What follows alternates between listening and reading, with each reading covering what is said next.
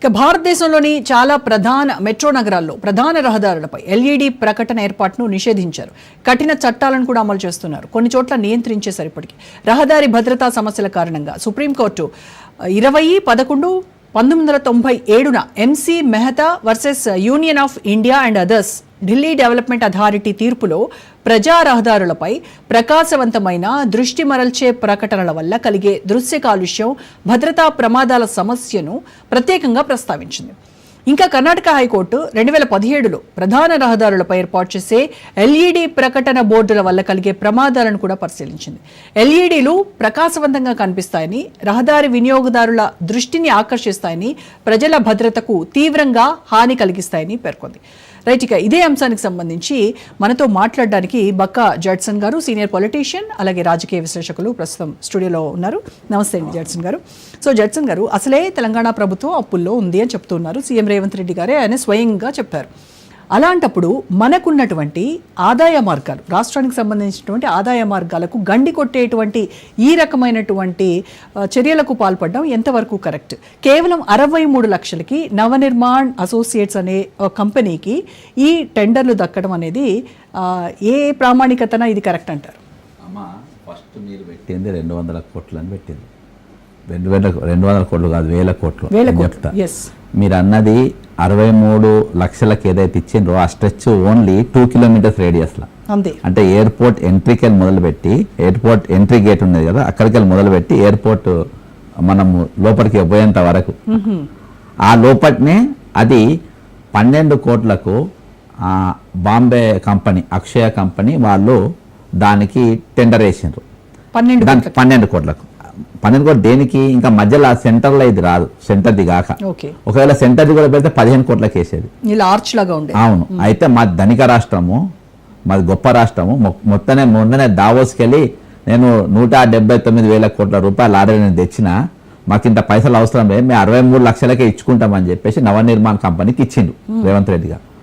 మళ్ళీ తెల్లారి ఢిల్లీకి పోయి ఏం చేస్తే ఆయన ఇంకో స్టేట్మెంట్ ఏమిస్తారు? మమ్మల్ని దొంగలను చూసినట్టు చూస్తుండ్రు, మమ్మల్ని చూస్తే చెప్పులు దాచిపెట్టుకుంటుండ్రు, మాకు ఎవరు రూపాయి పైసా ఇస్తలేరు, మన కోసుకొని తిన్న రూపాయి ఇస్తలేరు అని మీ రాజ్ న్యూస్ ఛానల్ ద్వారా చెప్తున్నామ్మా. నేను ఇవాళ కూడా నేను ఓపెన్ డిబేట్గా ఎవరికి వస్తే దానికి చెప్తా. ఇవాళకి తెలంగాణ 10 లక్షల కోట్ల అప్పైన కానీ తీర్చే దమ్ము తెలంగాణకు ఉంది. మీకు ఒక స్ట్రెచ్లా మీకు దాదాపు అంటే వాళ్ళు ఇప్పుడు ఇల్లీగల్గా చేసిన బోర్డ్స్ మొత్తం నవనిర్మాణం అంటే మొత్తం ఇల్లీగల్.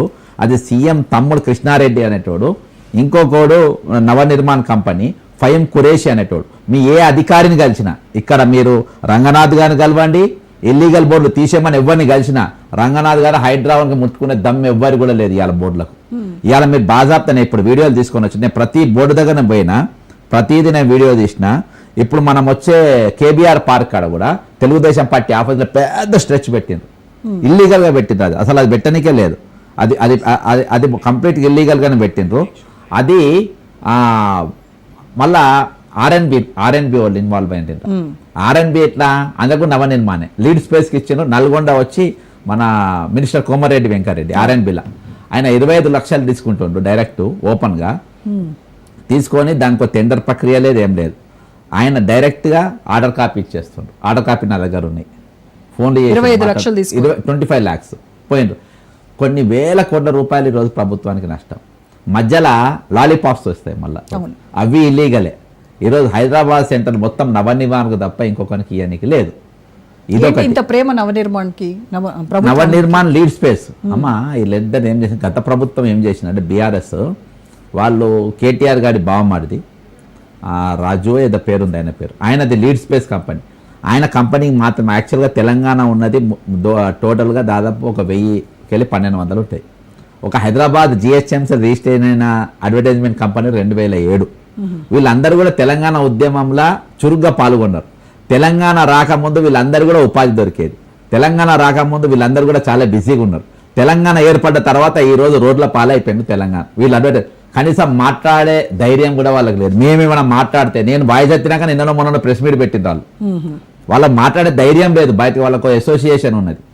ఇన్ని రోజులు నేను ప్రెస్ మీట్లు పెట్టి దాదాపు ఒక 3 నెలలకెళ్ళి నేను దీని మీద తెలంగాణ ఖజానా చాలా పెద్ద ఎత్తున ఈరోజు దోపిడీకి గురవుతుంది. తెలంగాణ ఖజానాకు రావాల్సిన డబ్బులు ఈ రోజు మొత్తం అనుమూల అనగొండల ఇందల్లో పోతున్నాయి. వాళ్ళ ఇళ్లలో పోతున్నాయి, వాళ్ళ ఖజానా పోతుంది, వాళ్ళ కలుపుని నింపుకుంటున్నారు. ఈరోజు హైడ్రా మాట్లాడతలేరు, వ్యవస్థలు మాట్లాడతలేరు, జిహెచ్ఎంసీ మాట్లాడతలేరు. ఈరోజు మీకు హైదరాబాద్ రింగ్ రోడ్ ఉంది కమ్మా, యా హైదరాబాద్ రింగ్ రోడ్డు డైలీ మన ఆదాయం, అంటే మీరు ఆదాయం కూడా చెప్పింది కాబట్టి చెప్తున్నా, డైలీ మన ఆదాయం దాని మీద 2 కోట్ల రూపాయలు ఉండే. అది కల్వకుంట్ల చంద్రశేఖరరావు గారు దాన్ని మాకు ఇంత ఆదాయం మాకు అవసరం లేదని ఐఆర్బి మహారాష్ట్ర కంపెనీకి ఇచ్చారు. అప్పుడు ఇప్పుడు మనం ఉన్న సిపాయి ముఖ్యమంత్రి గారు ఏం చేసిందంటే ఇది అన్యాయం, ఇది మనకు వచ్చే పైసలు ప్రైవేట్ కంపెనీలో పోతున్నాయి, మన దీని మీద నేను విజిలెన్స్ కేసు వేస్తా అన్నాడు. ఆయన ఏమని తెలియదు. ఇవాళ మన ముఖ్యమంత్రి వచ్చిండు. ఇవాళకి అది మన ఇవాళకి దాని ఆదాయము మొన్న 1వ తారీఖు వెళ్ళి దాని రేట్లు పెంచారు. రోజుకు 3 కోట్ల రూపాయలు, హాలిడేస్ వస్తే రోజు 5 కోట్ల రూపాయలు. దాని మీద మన విపరీతమైన యాడ్స్ ఉంటాయి. యాడ్స్ మొత్తం నవనిర్మాణం, ఇంకో కంపెనీ చేయొద్దు, ఇంకొక మరి వీళ్ళు ఏమన్నా డబ్బులు కడుతుండ్రా, కట్టరు.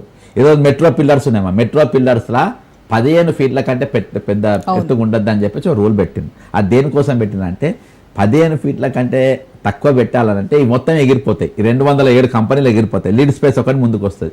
లీడ్ స్పేస్ మెట్రో మొత్తం వాళ్ళ ప్రభుత్వం వాళ్ళ చేతిలో ఉంది కాబట్టి గత